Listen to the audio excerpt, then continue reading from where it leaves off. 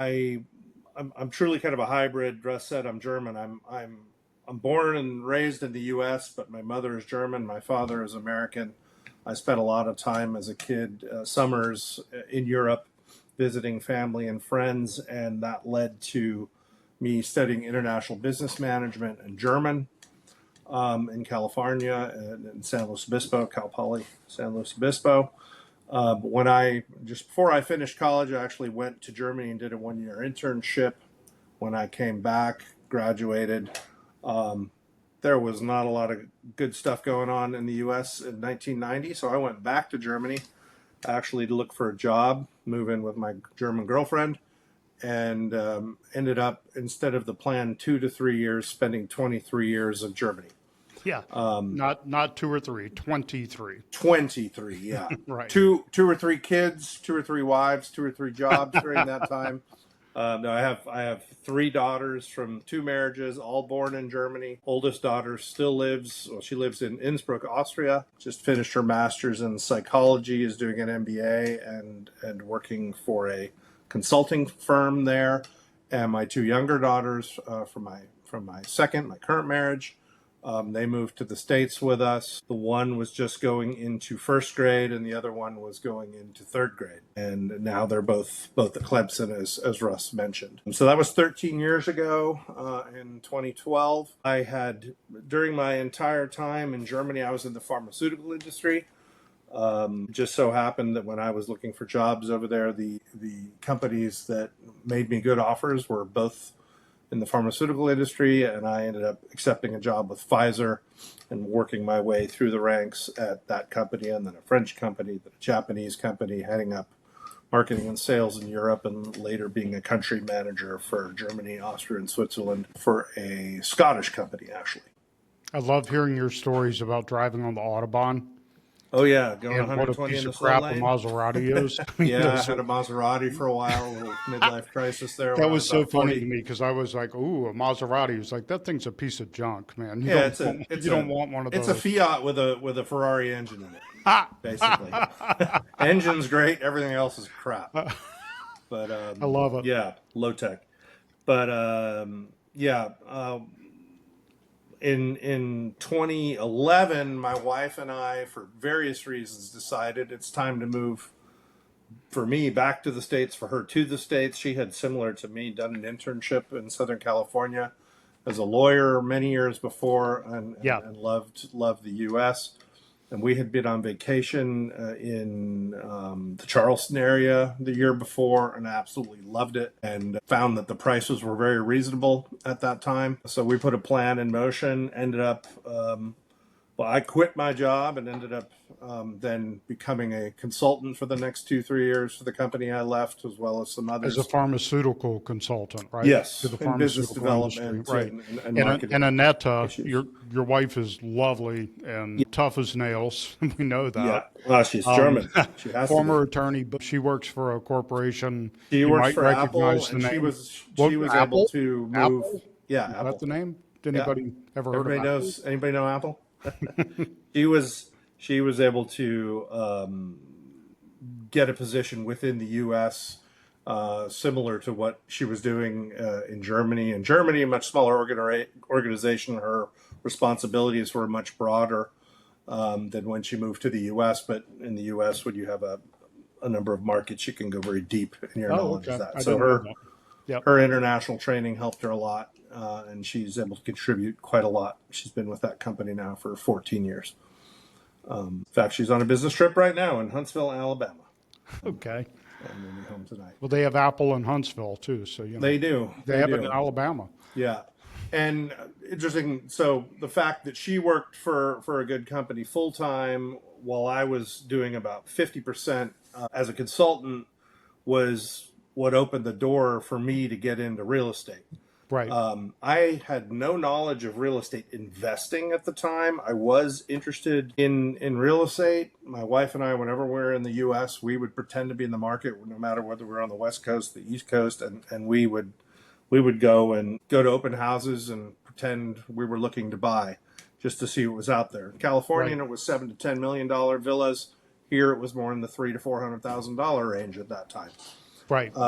and I knew I wanted to do something in real estate, and I actually signed up for an agency class to become an agent, but I wasn't 100% sure if that really fit my skill set and what I wanted to do with my life. And one day I heard on the radio an advertisement for a 2-hour free meeting to go to learn about real estate investing from some guy who used to play football for the Chicago Bears. Yeah. And ended up starting a big company called Fortune Builders. Yeah, Thad Merrill, right? Thad Merrill, that's Yep. right. So my wife and I went to that meeting. I actually met Kurt, one of our investor buddies, at that meeting for the first time. And that led to a 3-day meeting for a couple $100 to go see how they do it, get more in depth, walk through some houses that are being flipped. And that ultimately led then to the decision. At some point, they want to know, are you going to be part of this or not? Where's your money? Let's go. And I did it, and I never looked back. I was very, very glad I did it. It was good to have a structure like that. Now, joining a huge company like that maybe isn't for everybody, but there are so many different types of mentors, sizes of mentors, and I would definitely recommend to anybody starting out to, it's worth That's whatever you're going to. So when I do this, Ryan tags things. Okay. That's a gold nugget. Yeah. I mean, why make all the mistakes yourself and waste time and money doing it? There you go. Learn from other people's mistakes. It's worth every penny. So if everybody listening or watching, think about that. Tom was a pharmaceutical consultant from the U.S. to a German company and to other companies in other nations. So he's not a dummy. And his wife, Annetta, was an attorney and works for a corporation called Apple, which you may have heard of.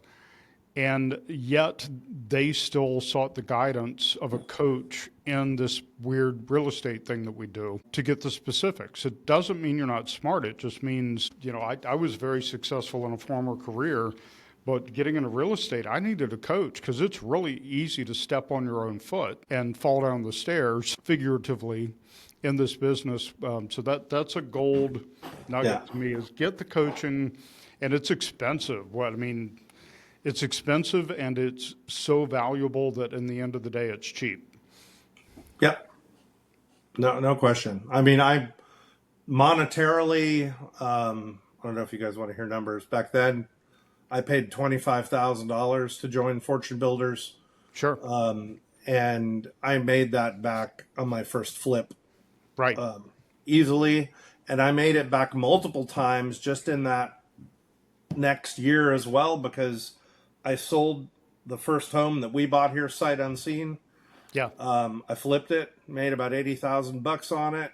I negotiated the house that we were buying down by $60,000 because the flipper had cut a bunch of corners, and I wouldn't have been in a position to know any of that had I not gone through the training. Yeah, so that education, I just heard 80 and 60 is 140. Yeah. I mean, and you paid 25 to do that. And I just to kind of keep things light and moving, I know that you grew to dislike flipping.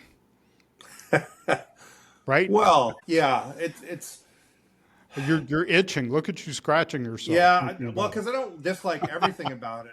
I love what I love about flipping is you're taking can I say that, piece of shit and making it shine. You can say shit. It's okay. You're turning something that looks like crap into something that's gold and shiny and blings, and that's the only part of the business that my wife gets involved in too. She loves making things bling, pick out tiles and paint colors and things like that. It is nice to see the fruits of your labor aesthetically. It's very pleasing and rewarding.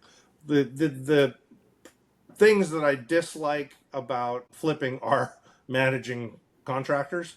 Yes. Because in the flipping business, you can't afford to go out and hire the best of the best. You're working with people who you're hopefully mentoring and trying to move along in their business, helping them run things more efficiently, so that they can stay affordable and still do good work. But it doesn't always work. You're dealing with cities and counties, who Yeah, we get down in the weeds on that stuff all the time. yeah, It's it takes a lot of it's a time and slog. effort. So If you're so doing it at a time where the market is good and growing, flipping is great. You can make some good right. money in a short amount of time. We've had many discussions. Right now, flipping is a little bit difficult. You end up owning more of the houses you flip than you There end are up selling. probably better things for us to spend our time and money Okay. on right now than flipping. Okay. And that's a discussion we have at lunch almost every week now. All right. So, yeah. So thinking about, I know you guys you were able to build a house on the water with a dock. I've been to pool parties at your house, and Yeah. it's a beautiful lifestyle Yes.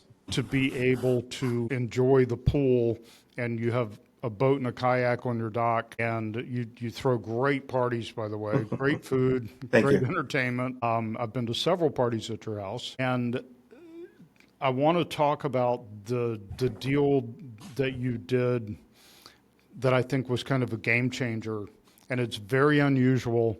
And guys, if you're watching or listening to this, stay on, because how many people do you know who've been through eminent domain? I know one, and his name's Tom, and Okay. he's on the podcast right now. Yeah. And it was a fascinating, frustrating, and eventually rewarding experience that I got to experience vicariously. So talk about the deal. Actually, there's so much to unpack here because the deal is so cool, and then there was like a big red flag after Right. the deal. Went to a bar, refused to shine, didn't buy no beer, and said, I'll tell you what, my name is Russ, I'm on the mic, so listen to my podcast show.